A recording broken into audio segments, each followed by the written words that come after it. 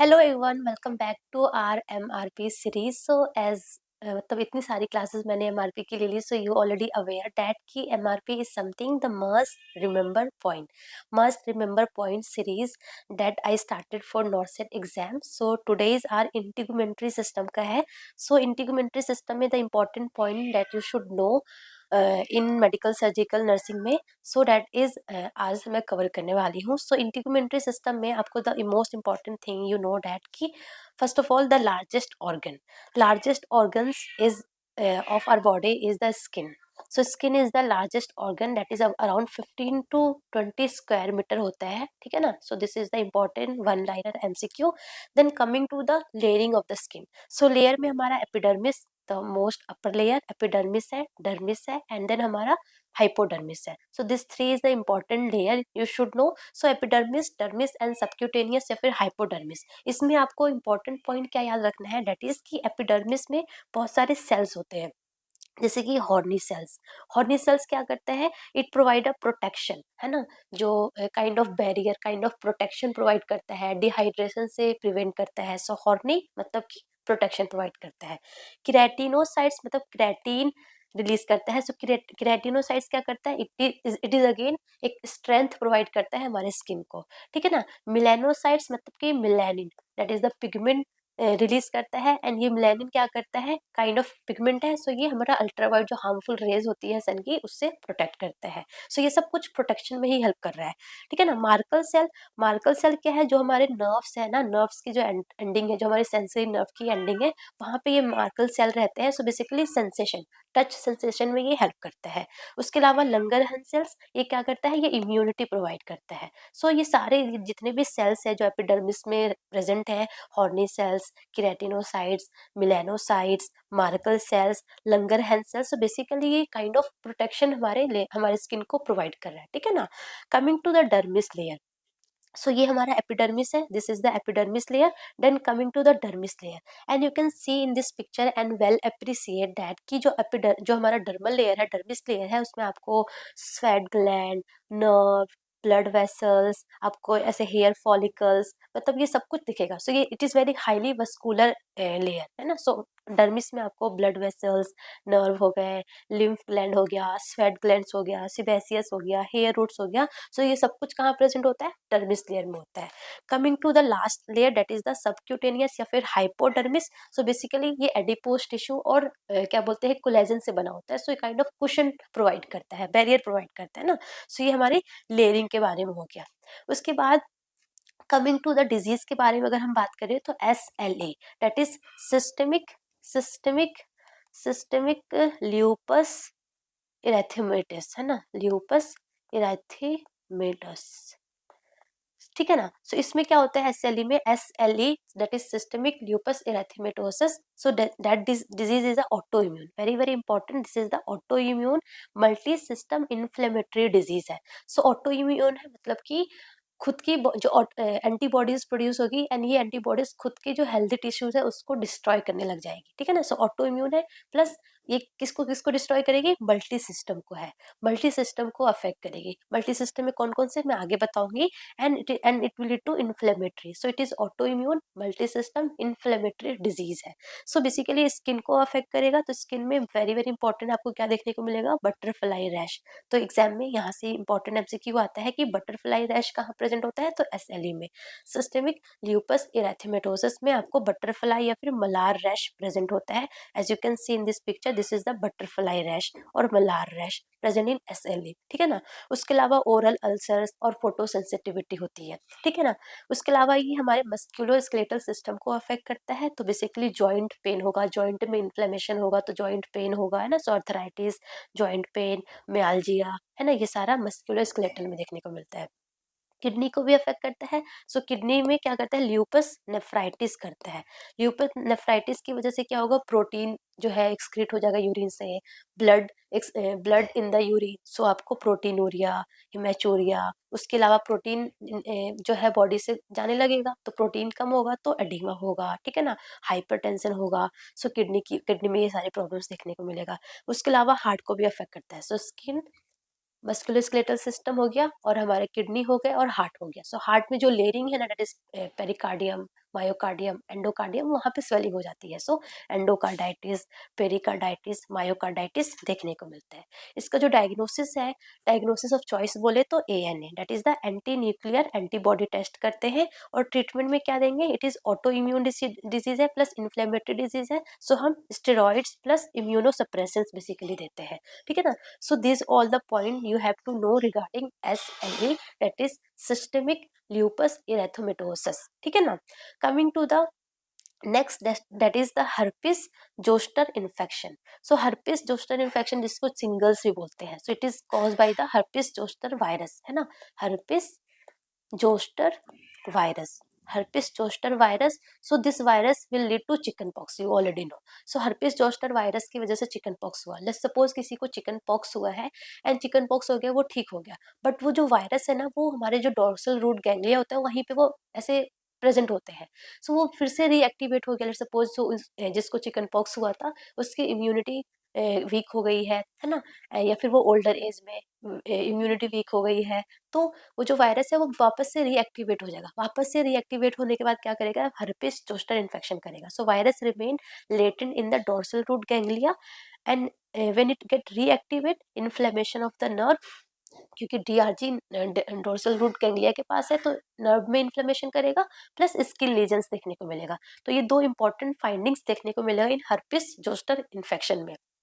So nerve में inflammation होगा, सो because of that क्या होगा कि पैरेस्थेसिया, नम्बनेस, है ना, ऐसा प्रेजेंट होगा। उसके अलावा पैरालिसिस भी हो सकता है, ठीक है ना। और स्किन लीजन्स में वही बेसिकली वेसिकल्स, पस्ट्यूल्स, है ना, मैक्यूल्स, आपको स्किन लीजन्स देखने को मिलेगा। सो this is very important finding seen in the herpes zoster infection, ठीक है ना। एंड इन्फ्लेमेशन ऑफ नर्व करा है तो मोस्ट कॉमन जो नर्व जो कॉम्प्लिकेशन आप बोल सकते हो, सो सेवंथ क्रेनियल नर्व भी इन्वॉल्व हो सकता है, facial nerve, so facial nerve paralysis भी हो सकता है ना। So that is important. Tzanck smear जो है that is the treatment of choice. Basically treatment of choice क्या है, टी-जैंक स्मीयर है, उसमें बेसिकली हमको जो वायरस है उसके गाइड सेल्स दिखते हैं।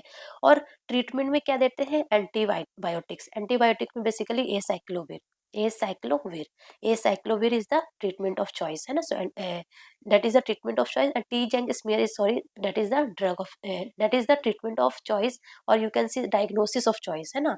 एंड ट्रीटमेंट में हम बेसिकली एसाइक्लोविर देते हैं, एंटीवायरल थेरेपी देते हैं, that is the एसाइक्लोविर देते हैं, ठीक है ना। उसके अलावा very very important point regarding nursing point of view से आपको क्या याद रखना है कि हर्पीस जोस्टर इन्फेक्शन में हमें आइसोलेशन करना होता है, जिसको हुआ उसको आइसोलेट करना होता है, प्लस कॉन्टैक्ट प्रिकॉशंस भी लेने होते हैं। सो आइसोलेशन भी करना है और कॉन्टैक्ट प्रिकॉशंस भी करने हैं। This is very important for herpes zoster infection और सिंगल्स, ठीक है। Coming to the third important point is MRSA। So MRSA में आपको क्या याद रखना है, that is the methicillin, methicillin resistant, resistant staphylococcus, resistant resistant staphylococcus aureus, है ना। So methicillin resistant staphylococcus aureus. So जो MRSA है ना, वो बेसिकली लेट्स सपोज जो बहुत इम्यूनोसप्रेसिव है, ओल्डर एज है ना, बहुत सारे इन्वेसिव प्रोसीजर हो रखे हैं या फिर कोई सर्जरी हो रखी है, लॉन्ग टाइम से हॉस्पिटल में एडमिट है, तो उनमें की MRSA होने के बहुत ज़्यादा चांसेस होते हैं। That is the methicillin resistant staphylococcus aureus, जिसमें जो मेथिसिलिन प्लस बीटा लैक्टेमेज जो एंटीबायोटिक है वो रेजिस्टेंट हो जाता है। सो इन दैट केस आपको ना, इन पेशेंट में आपको कॉन्टैक्ट प्रिकॉशंस करना है। क्या करना है, कॉन्टैक्ट प्रिकॉशंस करना है। फर्स्ट ऑफ ऑल इस पेशेंट को हमें क्या करने होते हैं, आइसोलेट करना होता है, आइसोलेशन प्रोवाइड करने होते हैं, या फिर यू कैन से दैट कि सेम पेशेंट को, लेट सपोज 2-3 पेशेंट है MRSA का, तो 2-3 पेशेंट को आप सेम रूम में रख सकते हो, है ना, एक प्रॉपर डिस्टेंस पे सेम रूम में रख सकते हो। एंड आपको कॉन्टैक्ट प्रिकॉशंस करना है, जिसके gloves and gown is very very important while giving care to this patient. And इस पेशेंट का जो भी कॉन्टैक्ट करोगे, जो भी फ्लूइड है, कोई भी आर्टिकल्स है, इक्विपमेंट है, वो किसी और पेशेंट का यूज नहीं करना है, वेरी वेरी इंपॉर्टेंट, आपको आइसोलेट करना है, ठीक है ना। सो ये आपको याद रखना है। उसके बाद टाइप्स ऑफ वुंड ड्रेनेज में आपको क्या क्या पता होना चाहिए, that is serous drainage. Serous मतलब कि सीरस मतलब सीरस फ्लूइड, सीरम फ्लूइड, है ना। तो सीरस में जो सीरस ड्रेनेज कैसा होता है, क्लियर और स्ट्रॉ कलर का ड्रेनेज होता है, क्लियर या फिर स्ट्रॉ कलर का ड्रेनेज होता है, and it is the normal finding. अगर कोई वुंड है, उस वुंड से अगर सीरस ड्रेनेज हो रहा है, दैट इज क्लियर या फिर काइंड ऑफ स्ट्रॉ कलर का अगर ड्रेनेज हो रहा है, so that is the normal finding, ठीक है ना। सेकेंड हमारा ड्रेनेज होता है सीरो सेंग्यूनस। सीरो सेंग्यूनस में मतलब कि सीरस होगा, दैट इज अ क्लियर या फिर स्ट्रॉन्ग कलर फ्लूइड होगा, प्लस सेंग्यूनस, सेंग्यूनस का मतलब ब्लड होगा, हल्का हल्का ब्लड होगा, थोड़ा सीरस होगा, थोड़ा ब्लड होगा, तो कैसा अपियरेंस हो जाएगा, पिंकिश अपियरेंस हो जाएगा, पिंक कलर सिक्रेशन होगा। सो पिंक कलर सिक्रेशन होगा, that is known as sero sanguineous and it is also the normal finding, very very important. तो ये दोनों हमारे नॉर्मल फाइंडिंग है। Coming to the third thing, that is the sanguineous. तो sanguineous का मतलब blood आएगा, प्रॉपर ब्लड आएगा, ब्राइट कलर ब्लड आएगा, रेड होगा, पूरा जो ड्रेनेज होगा वो पूरा रेड होगा।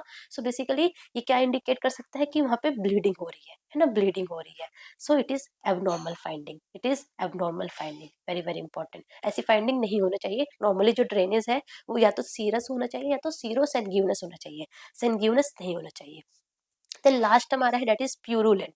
प्यूरुलेंट मतलब कि पस, है ना, सिंपल बोले तो प्यूरुलेंट मतलब पस। कहीं भी प्यूरुलेंट वर्ड आए ना मतलब कि पस होता है। सो जो ड्रेनेज है वो येलो, ग्रे या फिर ग्रीन ड्रेनेज होगा एंड इट इंडिकेट इन्फेक्शन, मतलब कि जो वुंड है वहां पे इन्फेक्शन हो गया, वो जो वुंड है वो इन्फेक्शियस हो रखा है and it is also abnormal finding, it is also abnormal finding.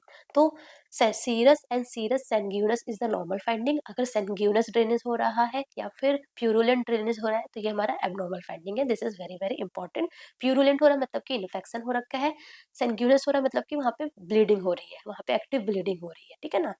Coming to the phases of the wound healing, this is also very very important. Phases of wound healing में आपने एक mnemonic याद रखना है, that is the hip M. Hip M, hip M में क्या होता है, दैट इज की हिप एम मतलब होता है, एच मतलब हीमोस्टेसिस, आई का मतलब होता है इन्फ्लेमेटरी, पी मतलब प्रोलिफरेटिव और एम मतलब कि मैच्योरेशन और रिमॉडलिंग। सो लेट सपोज कहीं पे भी आपका चोट लगी है ना, कहीं पे वुंड हुआ है, सो उसका एक हीलिंग प्रोसेस होता है, एक प्रॉपर प्रोसेस होता है and by that mechanism proper वहां पे हील हो जाती है। सो जैसे ही चोट लगती है सबसे पहले कौन सा प्रोसेस होता है, हीमोस्टेसिस होती है। हीमोस्टेसिस जैसे ही चोट लगी on the onset of injury till like कुछ मिनट्स और कुछ आवर्स तक ये फेस चलता है। उसमें क्या होगा, बेसिकली लेट्स सपोज आपको यहाँ पे इंजरी लगी है तो क्या होगा, यहाँ पे वेजो कंस्ट्रक्शन होगा, जो वेसल है वो कंस्ट्रिक्ट करेंगे, यहाँ पे प्लेटलेट्स आएगा, सो प्लेटलेट एग्रीगेशन होगा, सो वेजो कंस्ट्रक्शन हुआ, प्लेटलेट एग्रीगेशन हुआ एंड देन क्या हो जाएगा, वहां पे फिब्रिन क्लॉट बन जाएंगे, फिब्रिन क्लॉट बन जाएंगे एंड बाय दैट क्या हो जाएगा, हीमोस्टेसिस हो जाएगा।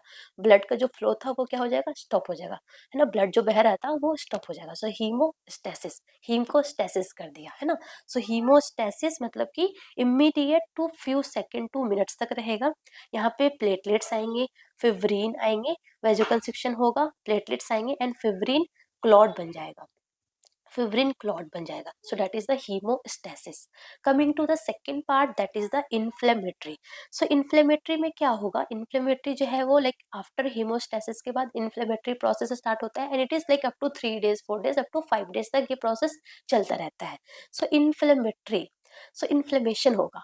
इन्फ्लेमेशन में क्या होता है, एज यू नो इन्फ्लेमेशन में क्या होता है कि इन्फ्लेमेशन में सबसे पहले अब क्या हुआ कि वहां पे हीलिंग करनी है, ब्लड तो रुक गया, अब वहां पे हीलिंग करना है तो क्या होगा, वेजोडाइलेशन हो जाएगा, वेसल्स डायलेट होगी तो वहां पे ब्लड ब्लड फ्लो अच्छा हो जाएगा, सो वेजोडाइलेशन हो जाएगा, कैपिलरी परमिएबिलिटी क्या हो जाएगी, इंक्रीज हो जाएगी, प्लस और क्या होगा, वहां पे मैक्रोफेजेस आ जाएंगे, न्यूट्रोफिल्स आएंगे, क्यों आएंगे, सो दैट जो भी डेब्रीज है, जो भी वहां पे डेब्रीज है, बैक्टीरिया है, उसको खाने के लिए, न्यूट्रलाइज करने के लिए। सो वेजो डायलेशन हो गया, कैपिलरी परमिबिलिटी इंक्रीज हो गई है, मैक्रोफेजेस न्यूट्रोफिल्स आ गए हैं एंड बाय दैट मैकेनिज्म क्या हो रहा है, वहाँ पे इन्फ्लेमेटरी प्रोसेस चल रहा है, इन्फ्लेमेशन हो रहा है। सो वहाँ पे वुंड कैसे अपीयरेंस होगा, वेरी वेरी इंपॉर्टेंट, इन्फ्लेमेशन वाले साइन होंगे, जैसे कि रेडनेस होगा, हीट होगा, वहाँ पे स्वेलिंग होगी और पेन भी प्रेजेंट होगा। सो सारा इन्फ्लेमेशन वाला साइन प्रेजेंट होगा अप टू 5 days तक, ठीक है। सो अप टू 5 days तक इन्फ्लेमेटरी प्रोसेस हुआ, उसके बाद क्या होगा, प्रोलिफरेशन होगा।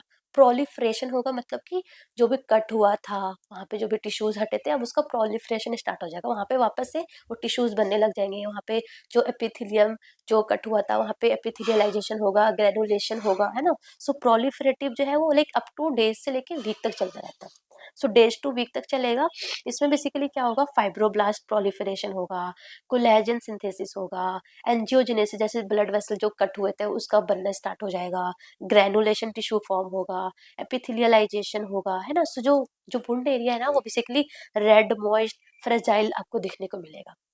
So that is hemostasis, inflammatory, proliferative phase and last is the remodeling, maturation या फिर मॉडलिंग फेज। इसमें बेसिकली क्या होगा, ये लाइक वीक से ईयर टू ईयर तक चलता रहता है, डिपेंडिंग कि कितना बड़ा वुंड है ना, कितना बड़ा वुंड है। बट सपोज यहाँ पे मेरे को एक बार चोट लगी थी, तो आपको as you can see this is the abnormal, है ना, थोड़ा सा एबनॉर्मल है। सो ये मेरा रिमॉडलिंग फेज चल रहा है ना। सो यहाँ पे धीरे धीरे क्या हो रहा है कि जो भी ग्रेनुलेशन हुआ है, जो भी एपिथेलियलाइजेशन हुआ है, जो भी स्कार डेवलप हो गया, बेसिकली वो धीरे धीरे नॉर्मलाइज्ड हो रहा है ना। सो स्ट्रेंथनिंग द रिपेयर टिश्यू, जो भी टिश्यू यहाँ पे रिपेयर हुआ उसको स्ट्रेंथनिंग हो रहा है, प्रॉपर स्ट्रेंथन हो रहा है, स्कार जो है वो मिनिमाइज हो रहा है। सो ये सब कुछ कहाँ चलता है, मैच्योरेशन फेज में चलता है, ये वीक टू ईयर तक जा सकता है ना। सो स्ट्रेंथनिंग द रिपेयर टिश्यू, जो भी टिश्यूज यहाँ पे बना उसको स्ट्रेंथनिंग होना चाहिए and proper minimizing the scar. So ये हमारा मैच्योरेशन फेज में चलता है। सो ये हमारा फेजेस ऑफ वुंड हीलिंग होता है।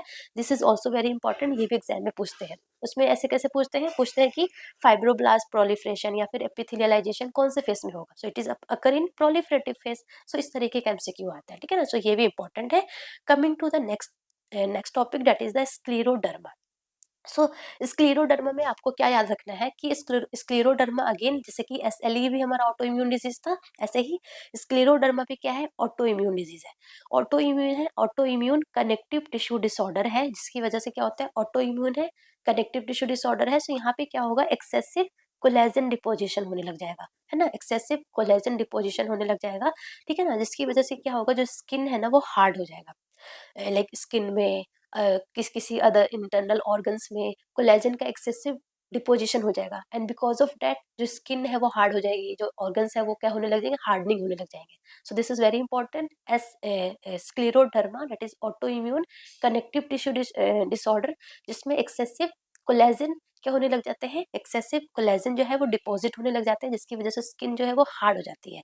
इसमें स्क्लेरोडर्मा में आपने बेसिकली एक फिनोमेना याद करना है, that is the crest. Crest is very very important, ये क्रेस्ट निमोनिक आपको याद रखना है। सो क्रेस्ट में सी क्या होता है, दैट इज द कैल्सिनोसिस। सो कैल्सिनोसिस में क्या होता है कि कैल्शियम का डिपोजिशन हो जाता है इन द फिंगर्स में, है ना, इन द एल्बोज में, नीज में। सो वहां पे कैल्शियम का क्या हो जाता है, डिपोजिशन हो जाता है। So that is calcinosis. Raynaud's phenomena में क्या होता है, Raynaud's phenomena. So like in response to cold या फिर stress, so in response to cold और stress there is vasospasm. So vasospasm in response to cold और स्ट्रेस, तो क्या होगा, लेट सपोज एकदम से ठंडे में हाथ डाला तो क्या होगा, एकदम से उस एरिया में क्या होगा, उस एरिया में व्हाइट हो जाएगा, व्हाइट के बाद ब्लू होगा, देन क्या हो जाएगा, रेडनेस हो जाएगा। So that is the Reynolds phenomena, है ना, ट्रिपल चीजें दिखने को मिलती है। रेनॉल्ड्स फिनोमेना क्या है, that is the vasospasm in response to cold और स्ट्रेस, जिसमें बेसिकली रेडनेस, सबसे पहले व्हाइट होगा, देन ब्लू होगा, देन रेड हो जाएगा। सो ये आपको जो फ्लो है वो याद करना होगा।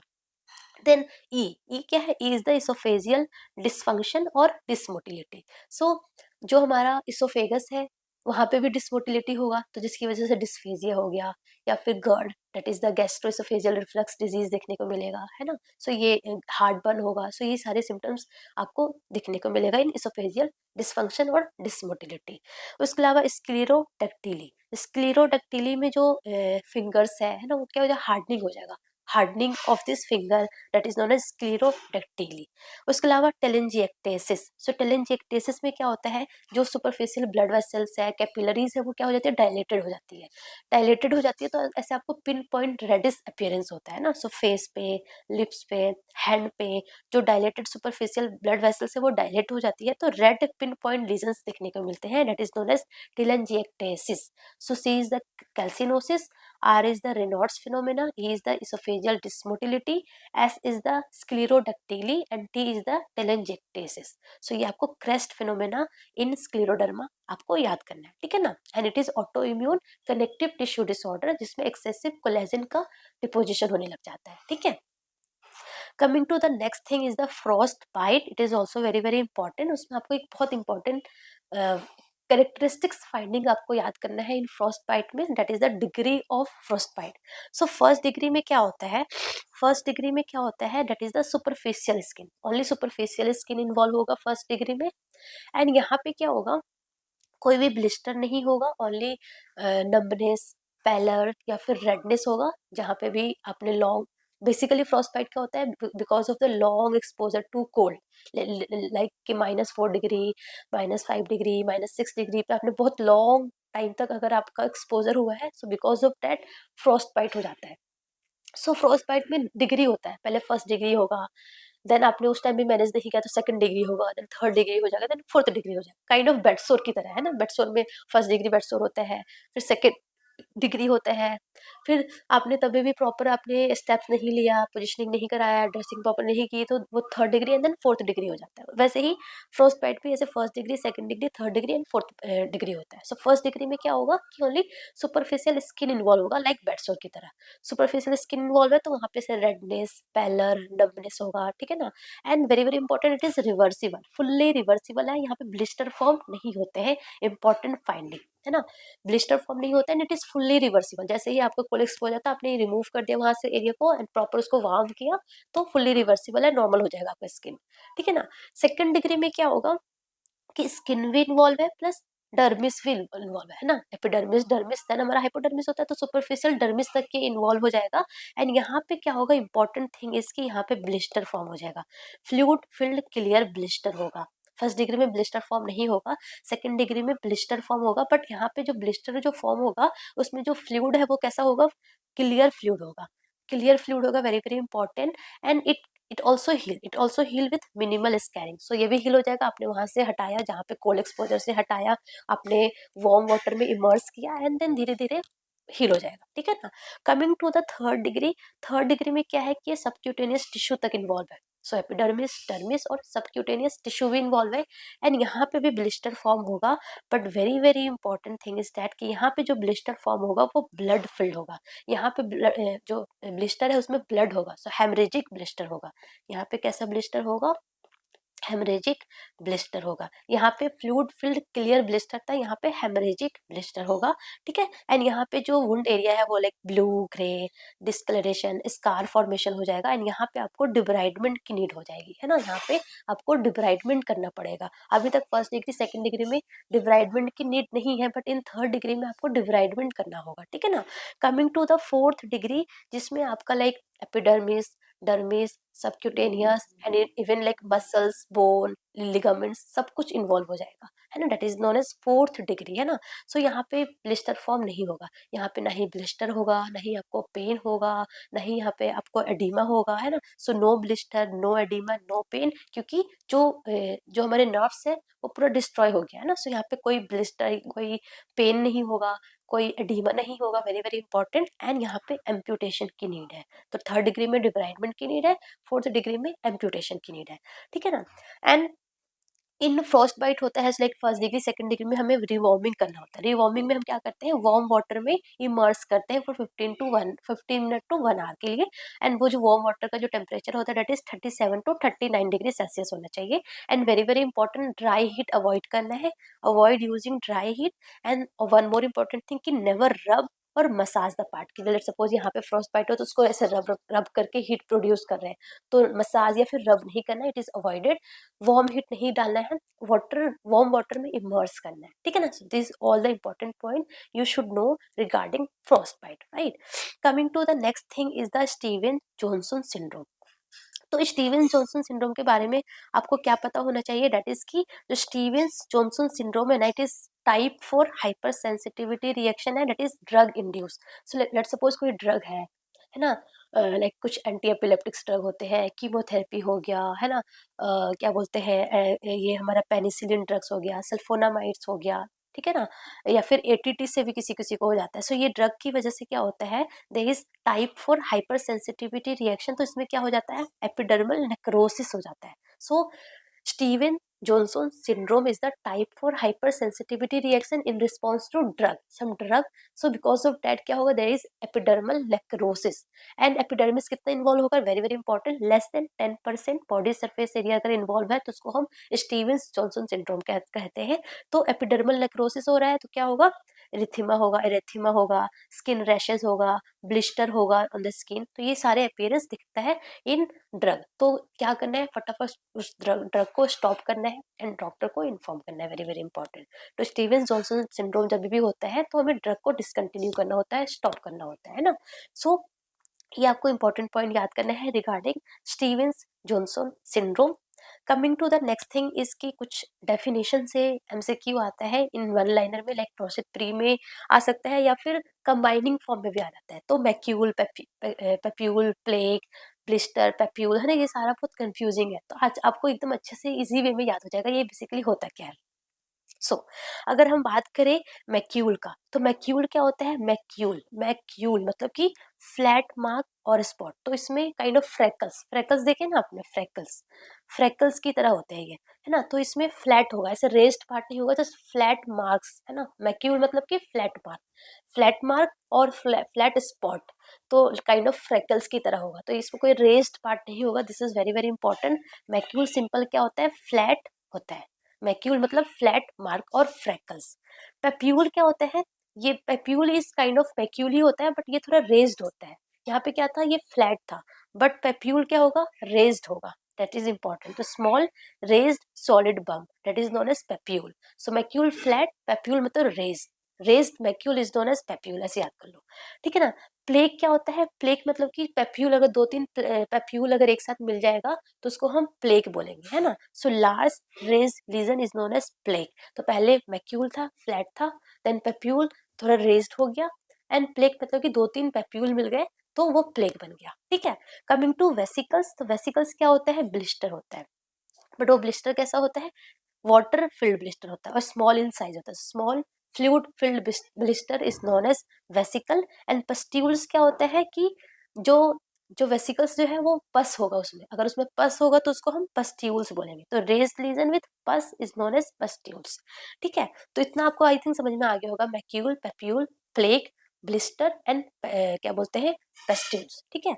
Coming to wheal, so wheal क्या होता है, व्हील मतलब कि व्हील इज की temporary swelling itchy area cause by allergy. अगर आपको कभी एलर्जी हुआ होगा ना तो आपने like you are witness that कि व्हील पे क्या होता है, लाइक व्हील बन जाता है, मतलब कि बिकॉज ऑफ सम एलर्जी या फिर मॉस्किटो बाइट होता है ना, या फिर क्या बोलते हैं उट्रिक एरिया में बेसिकली ऐसे रेज्ड पार्ट पूरा ऐसे एरिया पूरा स्वेल टाइप का हो जाता है. मतलब वैसा स्वेलिंग नहीं होता है, कुछ ऐसे काइंड ऑफ कि पूरा आपका एरिया है ना ऐसे उट्रिक एरिया काइंड ऑफ ऐसे स्वेलिंग हो जाती है ना. सो टेम्पररी होती है व्हील, मतलब कि कम एंड गोस, है ना. वियर्ड स्वेलिंग, व्हील मतलब होता है वियर्ड स्वेलिंग, वियर्ड स्वेलिंग होगी that comes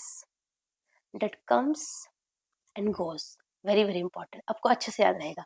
weird swelling that comes and goes. तो W for wheal, W for weird swelling होगी, वियर्ड काइंड ऑफ स्वेलिंग होगी that comes and goes. So it is temporary, very important. So temporary swollen itchy area caused by allergy disappears quickly like in utric area या फिर mosquito bite में, that is known as wheal, ठीक है ना.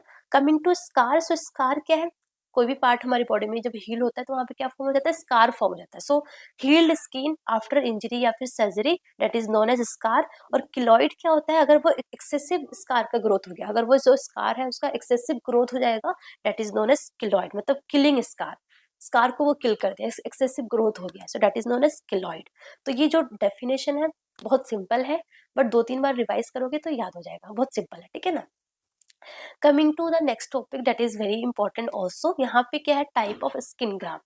तो let's suppose burn होता है या फिर बेड सोर्स होते हैं, तो वहाँ पे हम ग्राफ्टिंग करते हैं, ग्राफ्टिंग भी होती है ना. सो ग्राफ्टिंग क्या होता है, टाइप्स ऑफ स्किन ग्राफ्ट में क्या क्या होते हैं. फर्स्ट हमारा है स्प्लिट थिकनेस स्किन ग्राफ्ट. तो स्प्लिट थिकनेस में क्या है कि हम यहाँ पे एपिडर्मिस लेंगे एंड पार्ट ऑफ डर्मिस लेंगे, so that is known as split thickness. Split thickness skin graft में हम एपिडर्मिस लेते हैं एंड पार्ट ऑफ डर्मिस लेते हैं. एंड ये basically split thickness skin graft कहाँ पे यूज करते हैं, इन द बर्न में या फिर अल्सर जहाँ पे है, प्रेशर अल्सर है, तो वहाँ पे हम basically skin thickness skin graft use करते हैं. ठीक है ना। यहाँ पे जो डोनर है बेसिकली लाइक ग्रोइन हो गया, बटक हो गया, है ना, बटक्स हो गया, थाई हो गया, वहां से basically skin split thickness skin graft लेते हैं। बर्न और अल्सर में बेसिकली इसको यूज करते हैं। फुल थिकनेस स्किन ग्राफ्ट में हम एपिडर्मिस प्लस एंटायर डर्मिस दोनों लेते हैं। As the name suggest full thickness, तो पूरा एपिडर्मिस एंड पूरा डर्मिस लेंगे। तो full thickness skin graft basically cosmetic में यूज किया जाता है। कॉस्मेटिक अपीयरेंस में बेसिकली कॉस्मेटिक में हम full thickness skin graft use करते हैं, बेसिकली लाइक फेशियल में, लिप्स में, आईलिड में। तो बेसिकली वहाँ पे हम फुल थिकनेस स्किन ग्राफ्ट लेते हैं। एंड ये कहाँ से लिया जाता है, बेसिकली बिहाइंड द ईयर से basically full thickness skin graft लिया जाता है, ठीक है ना। Coming to another one that is की ऑटोग्राफ्ट। ऑटोग्राफ्ट में जो ग्राफ्ट लेते हैं ना, that graft is taken from the same person, है ना। लेट्स सपोज यहाँ पे उसको इंजरी हुई है, तो थाई से वो ग्राफ्ट ले लिया, है ना, सेम पर्सन से ही लिया है, so that is known as autograft, मतलब खुद का लिया है। होमोग्राफ्ट और एलोग्राफ्ट में क्या होता है कि अनदर ह्यूमन, है ना, यहाँ पे भी ग्राफ्ट ले रहे हैं बट अनदर ह्यूमन से ले रहे हैं, जैसे कि कैडेवर से ले लिया या फिर लिविंग डोनर से ले लिया, so that is known as allograft और हीमोग्राफ्ट, ठीक है, होमोग्राफ्ट। थर्ड हमारा है आइसोग्राफ्ट। सो आइसोग्राफ्ट क्या होता है कि जेनेटिकली आइडेंटिकल पर्सन से लेंगे, लाइक ट्विन से ले लिया, तो ऑटो में खुद का लिया, एलो या फिर होमो में किसी और पर्सन का लिया, आइसो में भी किसी और का लेंगे बट वो जेनेटिकली आइडेंटिकल होना चाहिए, जैसे कि ट्विन से ले लिया, ठीक है ना। जीनोग्राफ्ट या फिर हेट्रोग्राफ्ट क्या है कि graft taking from the another species, जैसे कि एनिमल से ले लिया, पिग से ले लिया, so that is known as xenograft और हेट्रोग्राफ्ट, ठीक है ना। यहाँ पे इंपॉर्टेंट एमसीक्यू क्या है, सक्सेसफुल रेट मतलब रिजेक्शन। देखो यहाँ पे ऑटोग्राफ्ट में रिजेक्शन बिल्कुल नहीं होगा, आइसोग्राफ्ट में भी रिजेक्शन के चांसेस बहुत कम है, ठीक है ना। एलोग्राफ्ट में थोड़ा बहुत है, यहाँ पे रिजेक्शन थोड़ा हो सकता है, और जीनोग्राफ्ट में तो बहुत ज्यादा हाई चांस है रिजेक्शन का।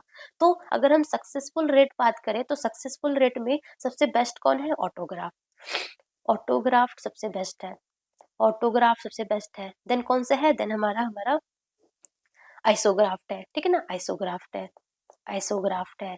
देन कौन सा होगा, आप खुद सोचो, होमोग्राफ्ट है ना, होमोग्राफ्ट। देन कौन होगा, जीरोग्राफ्ट। ये हमारा सक्सेसफुल रेट है, मतलब कि रिजेक्शन सबसे कम कहाँ होगा, सबसे कम रिजेक्शन हमारा कहाँ होगा, ऑटोग्राफ्ट में होगा, ठीक है ना। Then one one more word you should know, that is the flap. So flap क्या होता है ना, फ्लैप में होता है कि हम लिविंग टिश्यूज लेते हैं, piece of living tissues is taken, that is moved from one side to another with intact blood supply. This is something very very important. So flap मतलब with flow, फ्लैप लेना मतलब with flow लेना, मतलब with blood vessels के साथ लेना, that is known as flap, है ना। सो फ्लैप में हम लिविंग टिश्यू लेते हैं with blood supply, so that is known as flap. So that much thing you should know regarding integumentary system. And burn मैंने ऑलरेडी कवर कर दिया है। सो इंटीगुमेंट्री सिस्टम में आपने ये सारी चीजें पढ़नी है, प्लस बर्न पढ़ना है। बर्न मैंने ऑलरेडी एक वीडियो बनाई थी, इसमें मैंने बर्न के सारे इंपॉर्टेंट पॉइंट्स मैंने उसमें बता रखा है, ठीक है ना। सो ये इतना एटलीस्ट इतना पढ़ लो, this is sufficient in integumentary system में, right? So that's all about today. Thank you so much. All the best.